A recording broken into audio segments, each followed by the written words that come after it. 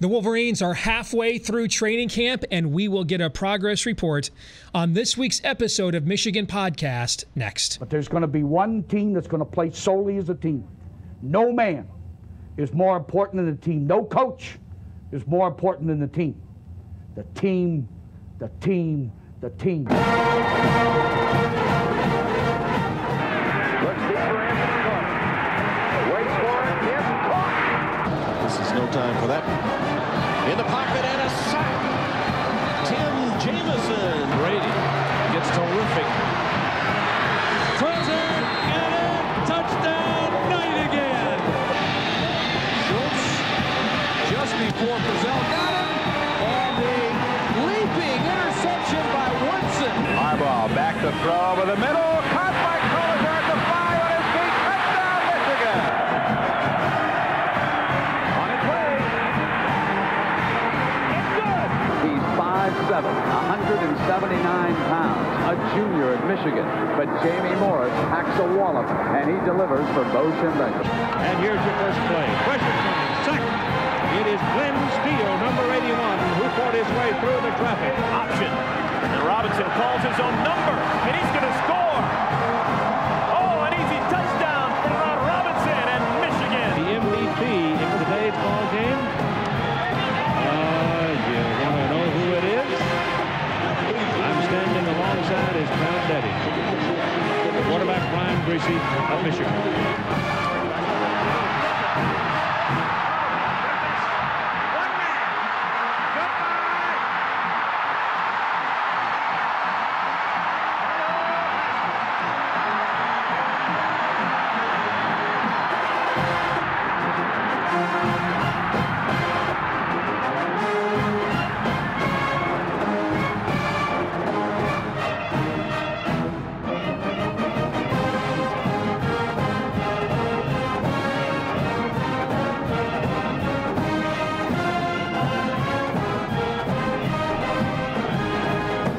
Go Blue, welcome to this week's episode of Michigan Podcast. My name is Steve Deace. It's an honor to have you with us. Don't forget to follow us on Twitter at Michigan Podcast. If you ever miss any episodes at all, by the way, you can find those on our website at michiganpodcast.com. Subscribe to us via iTunes, Google Play, and Stitcher. We have a new partner, by the way, Detroit Sports Podcast. We want to welcome them as our new partners here for the Michigan Podcast. They're going to help us get the word out about the podcast edition of this show each and every week.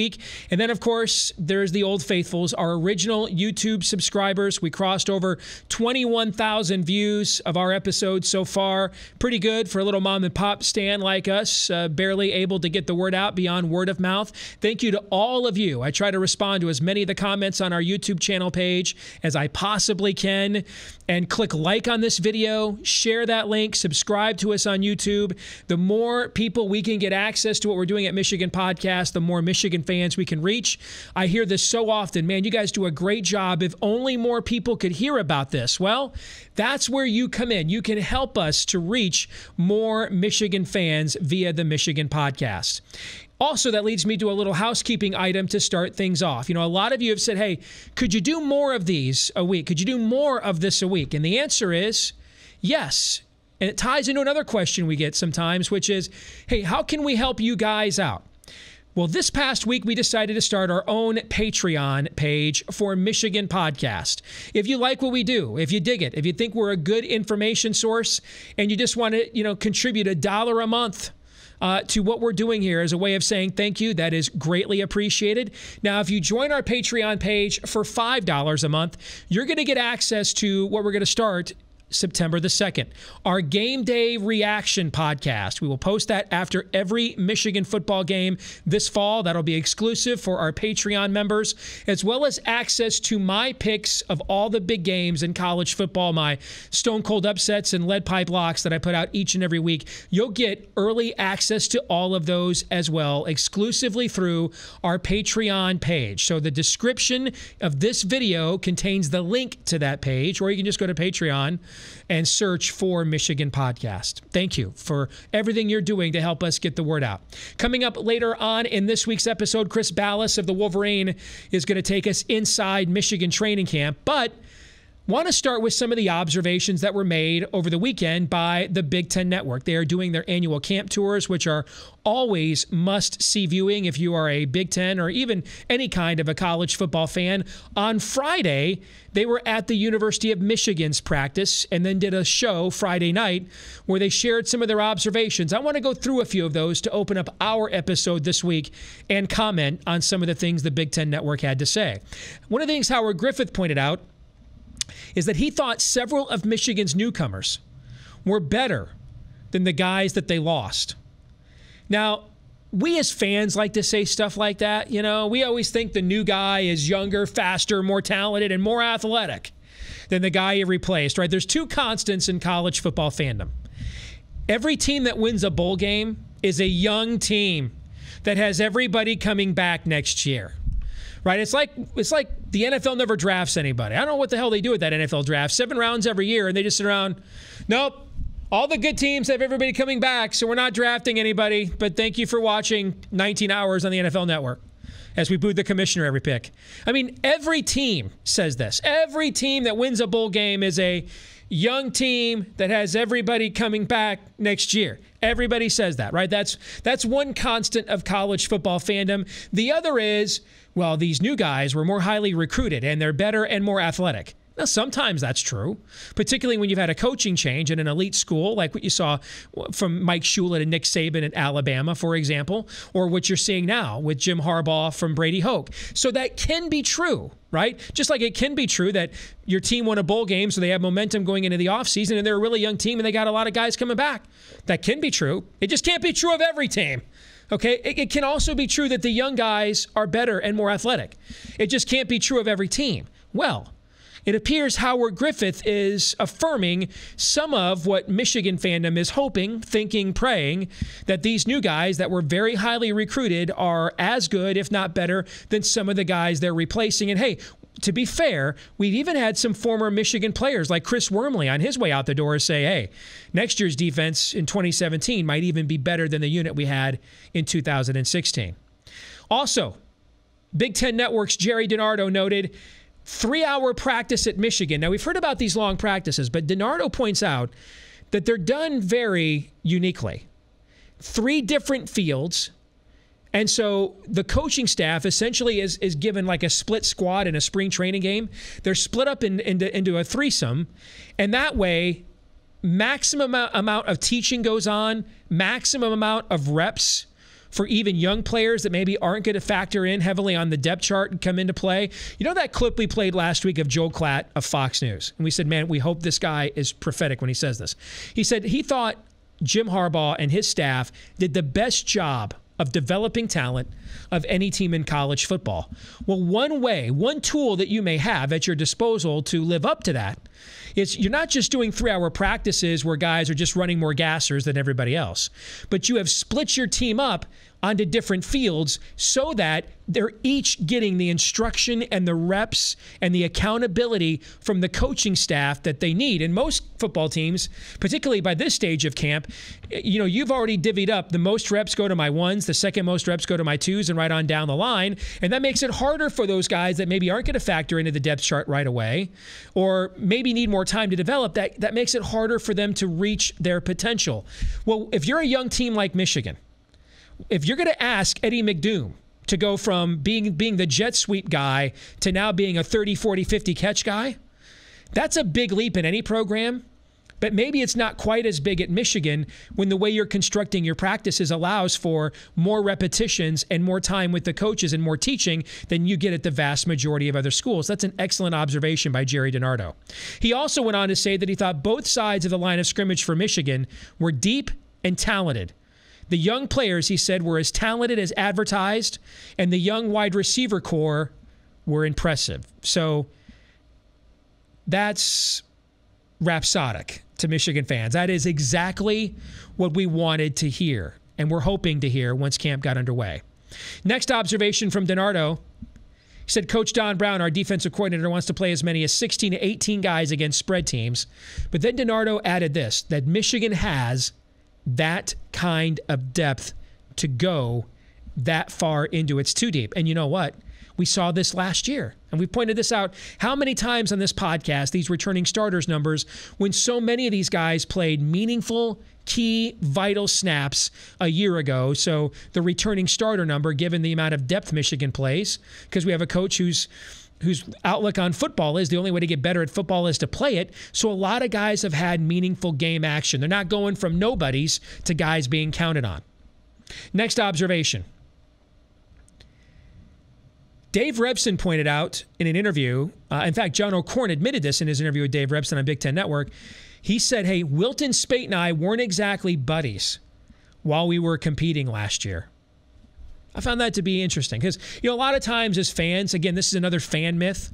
Well, guys are really competing with each other, but then they go back afterwards to the dorm or to the hotel or the team hotel or the apartments, and they hang out and they party and everybody's good buddies and everybody likes each other and everybody has the same political views and cultural views. And, it's one big happy family here on Team U, go Team U. That's not true. Sometimes these guys have dramatically different viewpoints. Sometimes they don't even like each other. These are human beings. They're not automatons. They're not robots. They have their own ideas, their own perspectives, their own set of values. And that's one of the biggest jobs for a coach, particularly at the collegiate level, as you're really starting to come into your own now as a man. And you're starting to assert yourself in those areas more than ever before. But to keep that cohesion within a team, but at the same time, not stifle that. That's part of the growing up experience. And that's something, that Coach Harbaugh values quite a bit. He does not tell his team, his players, hey, you can't have opinions. You absolutely can have opinions. Hell, I've got tons of opinions. I air them all the time. And so even last year, when they were competing, O'Korn's like, yeah, we were competing, but we didn't really care for one another all that much. Next thing that came out of the Big Ten Network's stop on the Michigan camp tour is when I watched Harbaugh being interviewed, and I've seen this a few times in the way he's addressed the media in Chicago, and really since we got into preparation for the season. He just seems to me like he's just having fun. He's having the time of his life. I mean, he was on BTN waxing poetic about Ben Mason, who may see some special teams action this year. He's got two pretty good fullbacks ahead of him. And he's talking about, hey, this guy might be my favorite player on the team. He just seemed like Jimmy. Just seemed like he's having fun, having the time of his life. Didn't seem like a guy that has one eye on the NFL, looking to bolt first chance, took this job because he didn't want to coach the Oakland Raiders. He looked like a guy having the time of his life. And again, that is music to your ears if you are a Michigan fan. Howard Griffith also compared Michigan's defensive line favorably to Ohio State's because he thinks Ohio State, he came out of the Ohio State camp thinking they had the best defensive line in the conference. That's good news. He also singled out Devon Bush for praise, and that's a player we've been hearing a lot about through the spring and throughout fall camp. And he's not the tallest guy out there, but he gives Michigan something in the middle that, Kenny Demmons did this a little bit, but probably since David Harris has Michigan really had a thumper right there in the middle of the defense. And let's hope, given his stature, that Devon Bush can hold up with the kind of physical play that he brings to the table. Final observation, Dave Rebson says, and this is an understatement, quote, Michigan has a lot of guys that can really play. Are you sure, Dave? Because all I've heard all offseason is everybody good left. You can't rebuild. Somehow Ohio State's allowed to go from losing everybody to the NFL draft to the college football playoff, but Michigan's taking a big step back, and Harbaugh can't coach because all he does is finish third place in the Big Ten East every year. Are you sure, Dave? You sure they got a lot of guys that can play? Because that doesn't seem to be the narrative that's out there amongst the college football media industrial complex. Is Dave Rebson right? Does Michigan have a lot of guys that can play? We'll find out as we get a mid-camp progress report from Chris Balas of the Wolverine next. 3rd and 9. Michigan needs to get to the 15 to keep it alive. And he throws. It's caught by Edwards. Into the end zone. Touchdown.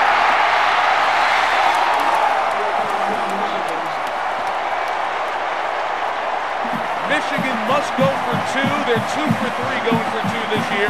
All pass attempts.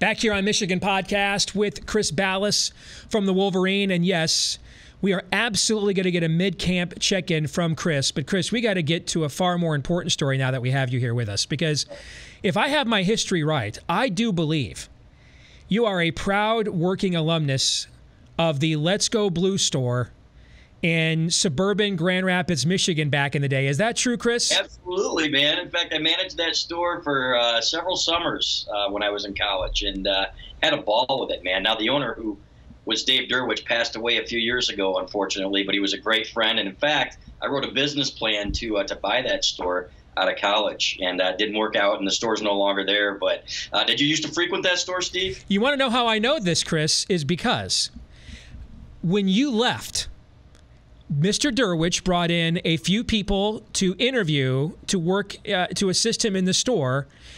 I was one of them, actually. Yeah, I worked there for a few weeks, and I really enjoyed it. But there was another young lady there that apparently was better at the job than I was.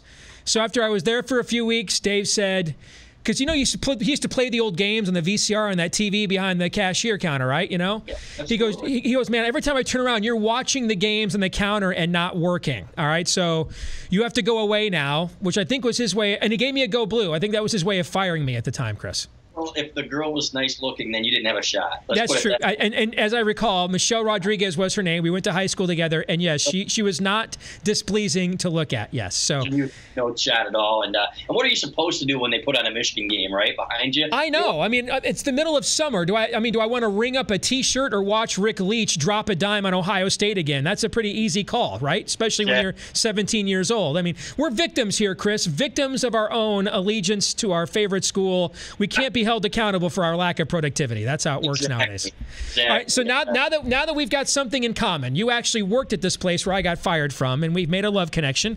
Let's talk about the team. You know, I was joking at the top of the show today, going back to when I used to do sports talk radio. There's two constants in college sports fandom. One is, after your team wins a bowl game, they're a young team who has everybody coming back next year. That's one. The other is, so somehow the NFL is drafting guys that didn't play on any good teams because all the good players keep coming back. The other thing that we always hear is the young guys were more highly recruited and they're faster and they're athletic, right? Okay, so we've heard this a lot within Michigan fandom this offseason, but watching the BTN crews report over the weekend, and if you've watched, I've watched them every year they've started this, DiNardo has been no fluffer of the Wolverines. In fact, you can tell there is some major bromantion going on between him and Mark. He loves him some Mark D'Antonio. There's no doubt about that, okay?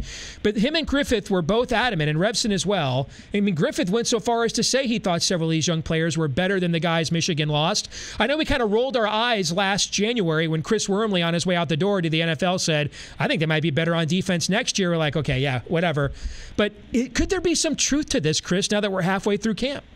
You know, the guys that played on the defensive line, especially number one, were backups last year, but they were essentially a number one offensive line, or defensive line rather, in their own right, because these guys could have started for most teams in the Big Ten and a lot of teams in the country. So Mo Hurst, for example, who didn't win any all Big Ten honors and probably should have, and he pretty much said as much on Twitter, comes back as probably the number one defensive tackle prospect in the country in terms of getting to the quarterback. So, you know, these guys are plenty hungry and plenty experienced, and that's what Don Brown has said all along, Michigan's defensive coordinator, that, hey, you can talk about we only have one starter coming back, but let's be honest here, a lot of these guys have experience. Now, the biggest concern is on the defense and the secondary, and, you know, they've got guys, we've heard that Mike Zordich, the cornerbacks coach, has had his head in his hands a few times and is worried a little bit about how his young corners are faring against some of the very talented wide receivers, young but talented wide receivers. So we'll have to see how that shakes out, and we'll have to see about the depth there at that position too, because nobody's played there. But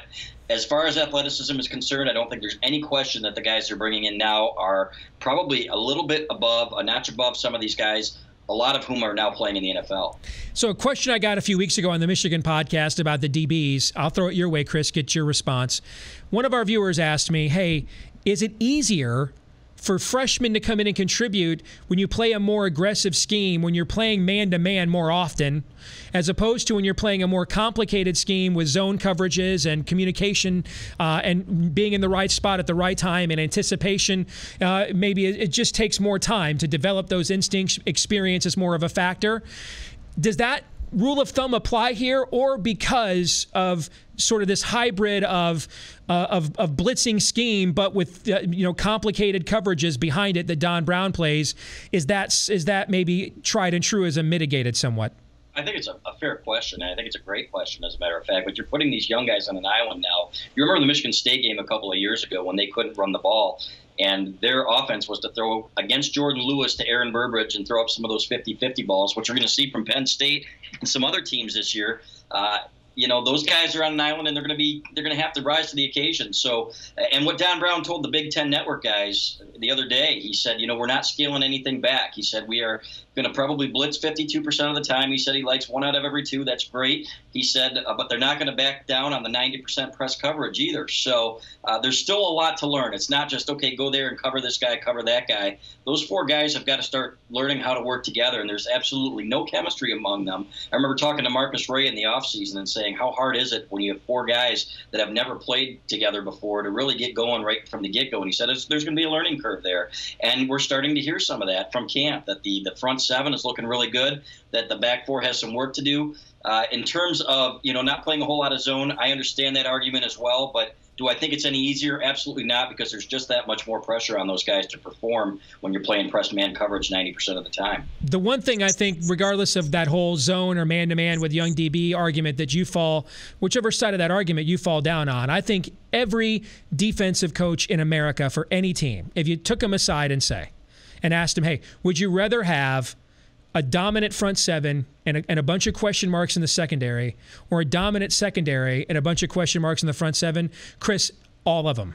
Every day and twice on Sunday are taking the dominant front 7. So that's the one plus we do have going for us here, don't you think? Yeah, without question. And you look at that front 4, for example, those guys should be dominant. You've got 4 guys that can rush the passer. Brian Monet is an absolute load. I don't know if you've seen him recently, but to plug the middle. But then you've got 3 guys and guys behind them like Carlo Kemp that are really coming on and emerging as pass rushers. So, hey, if you get there, before they can get rid of the ball, then you're helping out your secondary. And, of course, that's cliche and it's common sense, but that's just the way it is. And we saw it last year. We've seen it under Don Brown at Boston College, at Michigan, having those dominant front 7s, even if these guys aren't highly recruited, scheme-wise or whatever, getting to the quarterback is really going to help those young guys, whether it's David Long and Lavert Hill, Keith Washington, whoever they throw out there. And I'm just as anxious as anybody else to see who it is that starts out there in that first game against Florida. They've got a lot of different options. Chris Balas from the Wolverine, our guest here this week on Michigan Podcast, sort of a mid-camp check-in on the Wolverines. Now, we're entering that period of camp now where I think, we read reports on various websites, including yours. Sean McKeon kind of flashed early on, one of the young tight ends. And one of the things I posted on Twitter is my own experience covering college football for several years, not Michigan, but other college teams, is wait on those kinds of players until we get more than halfway through camp, because sometime a guy could come in, maybe just has a hot streak, maybe he's just kind of feeling it, maybe whatever reps they were doing or whatever plays they were focused on were kind of in his wheelhouse. After a while, water will reach its level, particularly when we reach the dog days of camp that we're entering into now, and that's when you're going to really find out who's emerging and who's not, because here's the other thing to keep in mind too.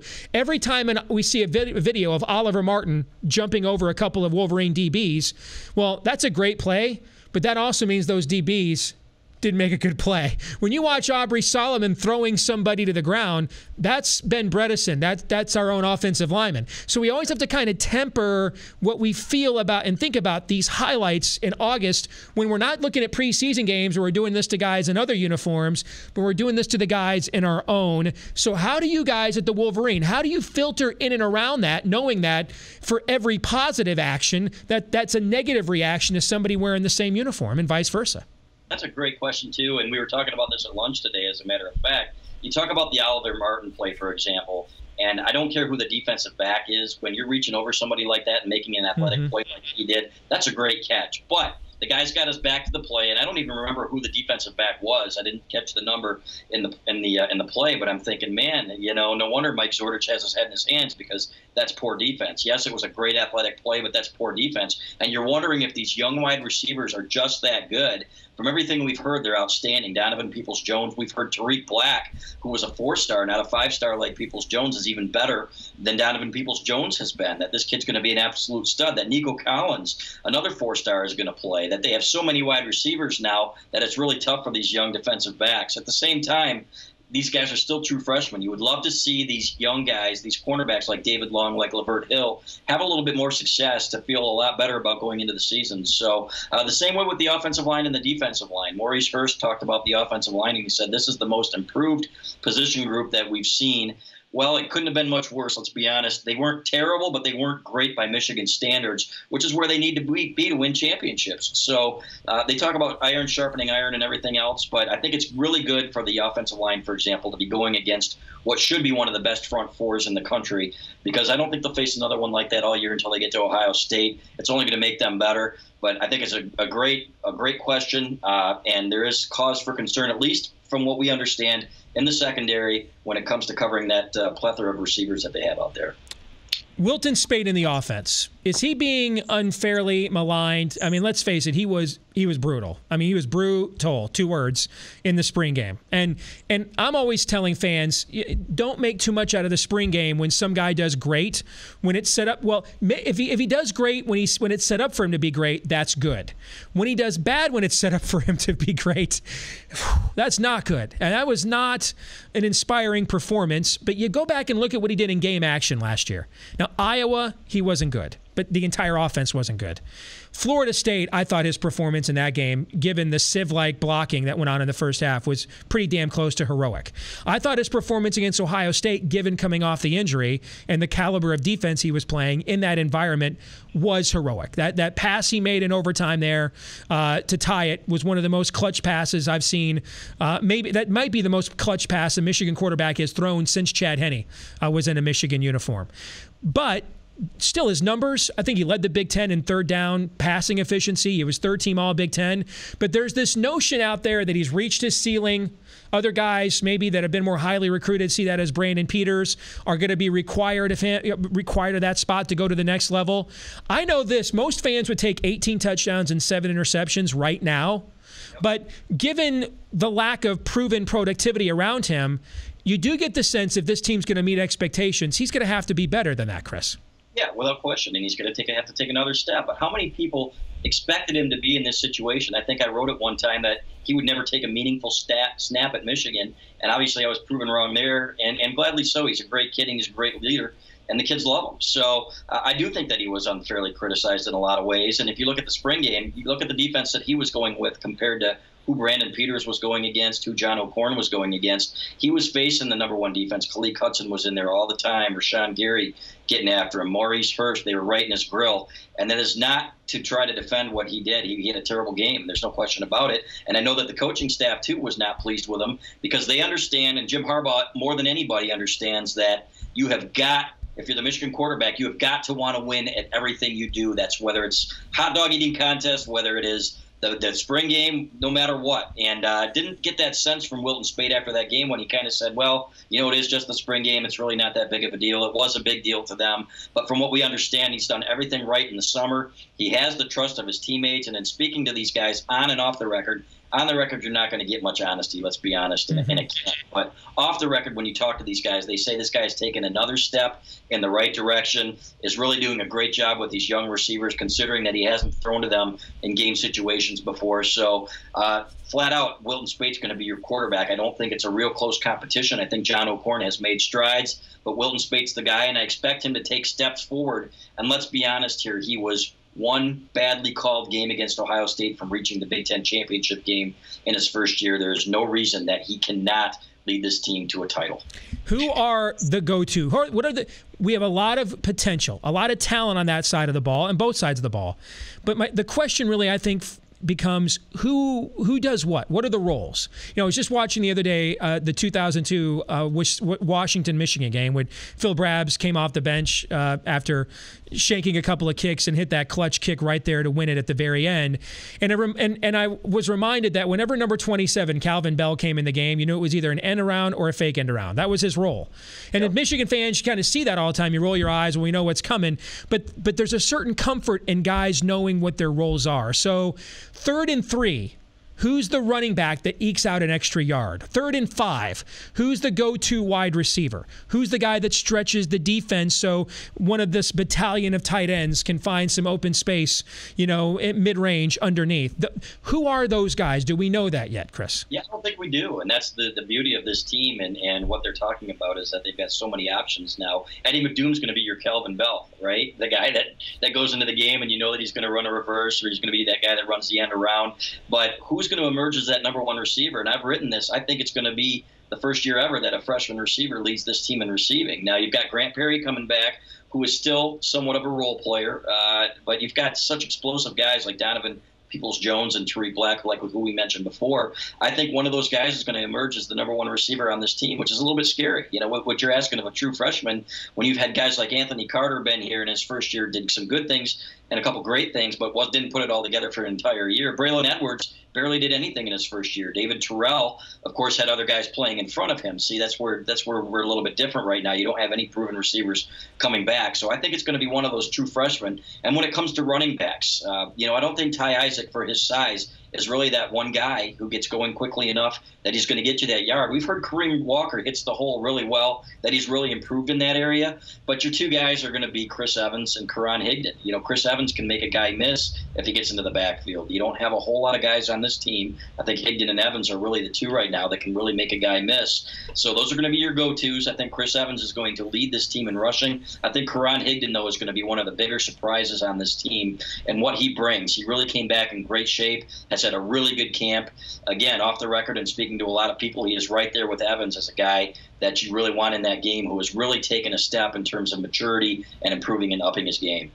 2 more questions for Chris Balas of the Wolverine, who's our guest on this week's episode of Michigan Podcast. And you seem like the perfect person to ask this question of, Chris, as the guy who correctly prognosticated that Wilton Spate would never take a meaningful snap in a Michigan uniform. So let's go ahead and pronounce judgment on future players right now on August the 15th. Can you give me one guy on each side of the ball that you think fans are not expecting enough from, number 1, and are expecting too much from, number 2, on both offense and defense? Sure. I'll go on defense first. I think Michael Dwumfer is a guy that a lot of people they brought in just to get Rashawn Gary, 3-star defensive tackle, and I don't think that he took that very well. And he really went out in the offseason and changed his body, has really become kind of explosive. And talking to Brian Monet, he said, everybody's talking about guys behind us. He said Michael Dwumfer might be one of the most improved guys on this team. I think he's really going to help. Lawrence Marshall being another. He's kind of a forgotten guy who started at defensive end. I know you only asked for 1, but I'm going to give you 2 on the defensive side of the ball. I think those 2 guys right there are really going to have really upped their games and had great summers to the point that they're really going to contribute on this team, and they're really going to need them to. So, and then on offense, everybody's talking about Pat Kubler at center and how important he is, and obviously that's true. They're saying, if he can just hold up and if he can just be decent. I think he's going to be better than that and has really kind of shown that in the early parts of camp that he's really not a concern anymore to a lot of these guys. They said he's been really, really good at times. And when you're going against a guy like Brian Monet, who looks like he's about 330, 340 pounds now and was throwing Mason Cole around during not this spring game but the last spring game after Cole had moved to center, if you're holding your own against a guy like that, you're going to do some pretty good things in the Big Ten. I think he's going to be one of the unsung heroes of this team, and if they win a title, I think Pat Kubler is going to be a big reason why. And then is there a player on both sides of the ball, Chris, that you think fans maybe need to pump the brakes on a little bit? The corners, again, David Long got a lot of, and we were guilty of that too, pumping him up. The young corners really have a lot to prove, in my opinion, and these guys were highly rated, highly recruited. We heard good things from the coaches about them. I think that I'm in wait-and-see mode on both of those guys because of who they're replacing. Jordan Lewis and Channing Stribling were so good last year. Those guys have a long way to go, in my opinion. And I still want to see a little bit more of Chris Evans. I think that Chris Evans has the potential to be a great back, has to break a few more tackles. And, there were a couple times he got caught by the feet last year. This guy averaged 7 yards a carry. Most of them came against not so good teams. So he's got to prove to me that he can be that big-time back in a big-time game. And, of course, a lot of that depends on the blocking up front. So, but I think he's got great potential. Still want to see a little bit more from him before I anoint him the next great Michigan back. Final question then, Chris, the Florida game. And I think this is pivotal, not just because it's the season opener, not just because it's another national program, but the way Michigan's schedule is constructed. It's heavily backloaded in terms of the toughest opponents, most of them anyway. Most Michigan fans essentially have 4 games, Florida, Wisconsin, Penn State, and Ohio State, and a tier separate from the other 8. Well, 3 of those 4 are going to happen in the last third of the season, which gives you a lot of time to find out if Keith Washington is really a guy that's just good, or is he good because the young guys aren't ready? And can David Long and Lavert Hill get ready? Well, that gives you 6, 7, 8 games to figure out some of the answers to those questions. If you can get by this one, then you're figuring out the answers to those questions as probably by the time we get to that part of the season, somewhere around the top 5 in the rankings when the college football playoff rankings come out, which then means that you're in a place where even if you lose one of those, you don't fall so far that you're both still in the Big Ten race and in the playoff race, but you got to get past this game. Florida's a team that has so many of the same questions Michigan does, except they have a quarterback question that we don't have with Wilton Spate, and of course then bringing in Malik Zaire and the redshirt freshman Felipe Franks and everything else. You throw in now the loss of clearly their best receiver, although that's a unit where they have other talented guys, but those aren't talented guys, much like we were just talking about with Michigan, that aren't used to having the offense revolve around them the way Antonio Callaway has as Florida's leading receiver the last 2 years. How do you see that game? Because the way I see it, I think both teams have intangibles in their favor. Florida, Michigan named the score on them 2 years ago. The SEC teams do not like being underdogs to Big Ten teams. Michigan, though, a lot of people aren't talking about this. The Wolverines lost 3 of their last 4 games. Lose this, and you've lost 4 of your last 5. So I would believe there's a chip on the shoulder there for the Maize and Blue as well. How do you see it, Chris? Absolutely, and I think it'll be a lower scoring game. I really do. I think that there are athletes on both sides, on both defenses, that are going to make it hard to move the ball for offenses that have, the skill positions are a little bit challenged. Michigan with youth, and Florida just doesn't really have the playmakers that we're used to seeing. This isn't Florida under Steve Spurrier, for example. This is a team that has a lot of question marks too. But I like Jim Harbaugh in a matchup like this. I think it comes down to coaching, and Don Brown and that Michigan defense, I think, is going to make it hard on those Florida quarterbacks to really move the ball. So you got to protect the ball. That's one thing that Wilton Spate did not do well in the Michigan losses, all by 1 score or less, all right down to the wire. You've got to protect the ball if you want to win those games. One less pass out of the end zone that gets picked off against Ohio State, and you're winning that game by 2 scores. Mm-hmm. So that's what I'm seeing, and I do agree with you that the intangibles, the Florida intangibles, are already talking about that. This 2 years ago, this and that. But when it comes right down to it, after that first hit, that's all out the window, and it's all about X's and O's and execution. So I think this is a game that Michigan can win. I think it's a game that Michigan should win, and I think there's no question that Wilton Spate will be the guy that's taking the snaps in that game. That's an advantage for Michigan. I think Michigan fans even don't really understand how big of an advantage that is. I think he's geared up to have a pretty good season. Chris Balas from the Wolverine, very gracious with his time this week on Michigan Podcast. Chris, it was an honor. You guys do great work. I have been a subscriber going back to when it was just Borton in that newspaper back in the 90s when you were figuring out business plans for the Let's Go Blue store. So thanks for being with us, Chris. And arranging to fire you from Let's Go Blue, right? Thank you, man. God bless and go Blue. Take care. Thank you, man. All right, we'll come back. More Michigan Podcast in a moment. Better. Their defense is for real. We all knew that. Chad Henne will get better, and they've got game breakers at wide receiver. Jackson blitzing. Here he comes. He's got a shot at him, and Tate got it off, but it's intercepted.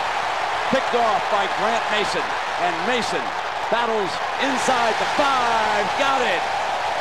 Mason, touchdown on the interception.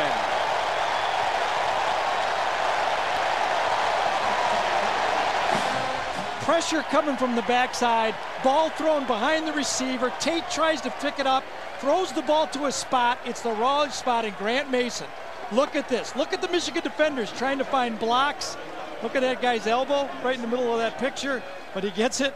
Drew Tate tries to throw it just a little bit early than he had to, and it gets picked off. So Grant Mason, who transferred from Stanford after 2 seasons with the Cardinal, picks one off and then battles to the pylon, and Michigan leads it 30-10.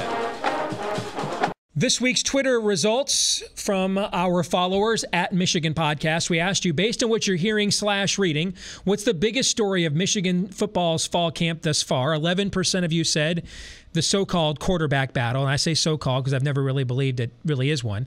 22% of you said questions at defensive back. You just heard Chris Balas from the Wolverine say that's their primary focus where he works. 27% said new players emerging. 40% gave a good answer, though, too. That is the development of the offensive line. That is the position group that has held this program back more than any other in the post-Bo era. And for those of you that are new to the Michigan Podcast, I kind of consider 1969 to 2007 the Bo era because Mo and Lloyd both came from the Bo tree and right from within the program as well. And so that was the position that really Bo built his Michigan program on, that sustained itself well into the Lloyd Carr years. It's held the program back, though. Yes, we've got 19 guys in NFL training camps. Yes, we had 11 guys drafted, more than any other school, but none of them that were drafted were offensive linemen. All the guys that were on the offensive line that are in camps were all undrafted free agents. So that clearly tells you that the talent level at that vital position just wasn't where it was at with the rest of the team. So I would agree with those of you that are focused on the offensive line. I think that is the position group that will determine how Harbaugh goes from rebuilding the brand, making this a good college football program again, to joining the nation's elite. This week's question from our listeners / viewers here on the Michigan Podcast. Matt Johnson wants to know if I heard anything at all about Ambry Thomas. Michigan coaches aren't talking about him for cornerback anymore. Is he injured? He is not injured.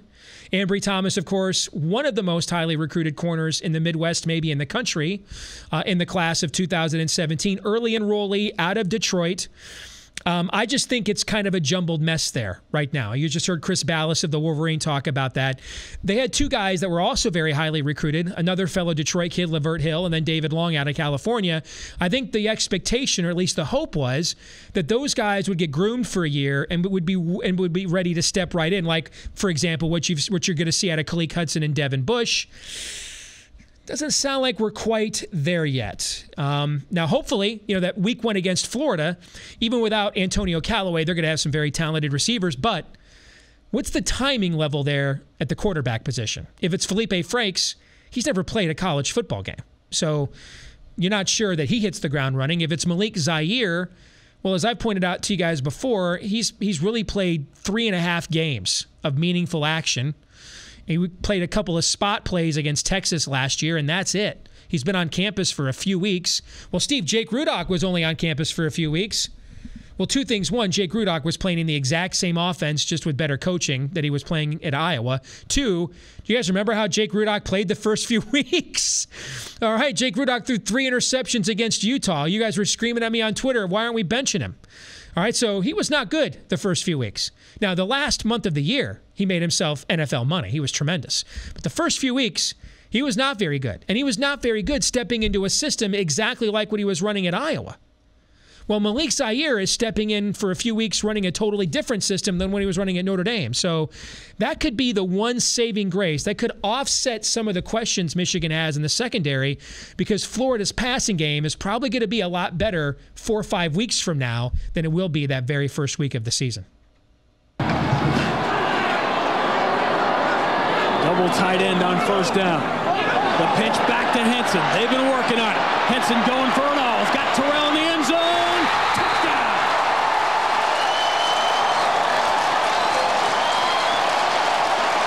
The MVP of last year's Orange Bowl is off to a quick start.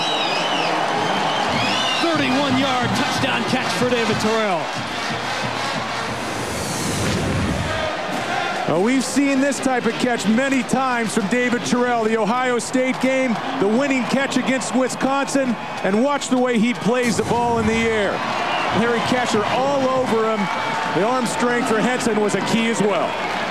Quick reminder, those of you that have been asking, hey, can we get more of the content you guys are producing and how can we support you? How can we help you out? Well, we just launched a page on Patreon. So if you're willing to help us out, even if it's just $1 a month, we would greatly appreciate it to make it, to support the effort. It takes a lot of work, actually, particularly all the video and everything else that Aaron, our producer, edits each week. It takes a lot of work to put this on. It's a labor of love, though, but hey, If you guys decide the worker's worth is higher and we want to throw something back as a thank you for supporting the Wolverines and keeping us informed, we would greatly appreciate that. And then if you decide to be a $5 a month contributor to what we're doing here via Patreon, you're going to get exclusive access to our Game Day Reaction podcast, audio-only podcast we'll put together after every Michigan game this season, as well as my Stone Cold Locks and Stone Cold Upsets and Lead Pipe Locks picks that I make Thursdays and Fridays during the college football season. We'll give you guys access to those as well. Again, if you want to do that, the description for how to get access to our Patreon page is right here. The link is in the description right here on YouTube to that page, or you can just search Michigan Podcast via Patreon as well. All right, last thing before we get out of here. I probably shouldn't tell you this before you see them. But what you're about to see was actually designed by an Ohio State fan. I know. Your maize and blue spidey sense is tingling. But I want you to check these out. An Ohio State fan put together his own mock-up of potential Michigan alternate uniforms that they say they're going to wear for at least one home game this year. And I got to tell you, man, those are sweet. I should not like them. Because, you know, I'm getting older now. I'm 44. I just turned 44 a couple weeks ago. I'm becoming get off my lawn guy. You know, so I'm one of those, don't mess with the home uniforms. They're sacred. And I still think that. But if you were to mess with the home uniforms, just for once, you could do worse than that. I mean, I think those look pretty tight. Do the kids still say tight? I dropped dope on my teenager the other day. She's like, you're too old to say that. I'm like, are you kidding me? We were saying dope before you were born. All right, so I can't keep up with what means cool is lit. Lit's like the new dope, right? Those are lit. Those are pretty good. So not bad, especially for an Ohio State fan. That's going to do it for this week's episode of Michigan Podcast. Thank you for joining us right here. Don't forget to share, subscribe here on YouTube, share the link, like the video. Do the same via iTunes, Google Play, and Stitcher as well. We will see you next week. Thanks to Chris Balas of the Wolverine for joining us. Go Blue.